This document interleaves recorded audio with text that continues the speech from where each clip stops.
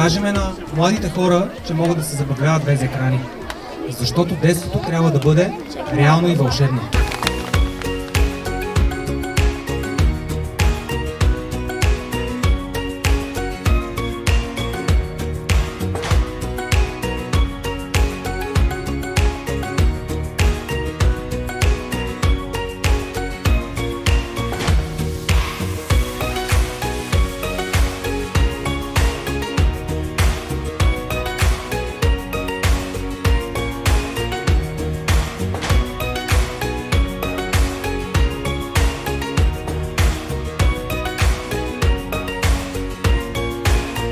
Хареса ли ви?